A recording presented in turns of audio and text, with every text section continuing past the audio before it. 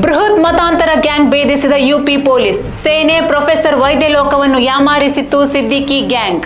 ಉತ್ತರ ಪ್ರದೇಶ ಪೊಲೀಸರು ಭೇದಿಸಿದ ಮತಾಂತರ ಜಾಲದಿಂದ ಆತಂಕಕಾರಿ ಮಾಹಿತಿಗಳು ಹೊರಬೀಳುತ್ತಿವೆ. ಇಸ್ಲಾಂ ಮತಕ್ಕೆ ಮತಾಂತರಿಸುವ ಈ ಗ್ಯಾಂಗ್ ದೇಶದ ಬಹುತೇಕ ರಾಜ್ಯಗಳಲ್ಲಿ ತನ್ನ ಮತಾಂತರ ಜಾಲ ಹೊಂದಿತ್ತು. ಸೇನೆ, ವಾಯುಪಡೆ ಮತ್ತು ಪ್ರೊಫೆಸರ್ ಕುಟುಂಬಗಳ ಹೆಣ್ಣು ಮಕ್ಕಳನ್ನು, ಉನ್ನತ ಶಿಕ್ಷಣ ಪಡೆದ ಯುವಕರನ್ನು ಯಾಮಾರಿಸಿ ಮತಾಂತರಿಸುತ್ತಿತ್ತು ಎನ್ನುವ ಸುದ್ದಿ ಪೊಲೀಸ್ ತನಿಖೆಯಿಂದ ತಿಳಿದು ಬಂದಿದೆ. ಕಳೆದ ವರ್ಷ ಜುಲೈ 19ರಂದು ಮತಾಂತರದ ಗ್ಯಾಂಗ್ ಅನ್ನು ಯುಪಿ ಪೊಲೀಸರು ಭೇದಿಸಿದ್ದರು.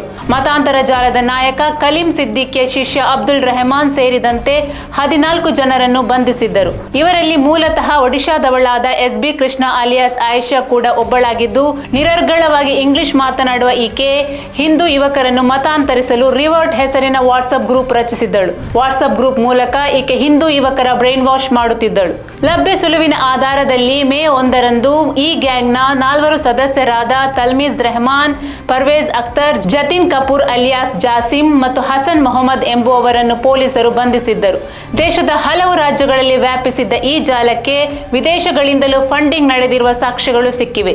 ವಿಶೇಷ ಎಂದರೆ ಮೇ 1ರಂದು ಸಿಕ್ಕಿಬಿದ್ದ ದೆಹಲಿಯ ಜತಿನ್ ಕಪೂರ್ MBA ವ್ಯಾಸಂಗದ ನಂತರ ಸ್ವತಃ ಮತಾಂತರಗೊಂಡು ಜಾಸಿಂ ಆಗಿದ್ದ.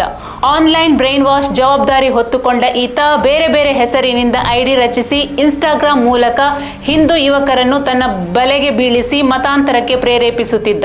ಮತಾಂತರದ ಈ ಜಾಲದ ಹಿಂದೆ ವ್ಯವಸ್ಥಿತ ಪಿತೂರಿಗಳಿದ್ದು ಅಂತಾರಾಷ್ಟ್ರೀಯ ಮಟ್ಟದ ನೆಟ್ವರ್ಕ್ ಹೊಂದಿವೆ. ಸರ್ಕಾರಗಳು ಮತಾಂತರ ಜಾಲದ ಬಗ್ಗೆ ವಿಶೇಷ ಗಮನ ವಹಿಸಿ ಇಂತಹ ಚಟುವಟಿಕೆಗಳನ್ನು ಬುಡದಿಂದಲೇ ಕಿತ್ತು ಹಾಕಲು ಕಾರ್ಯಾಚರಿಸಬೇಕಿದೆ.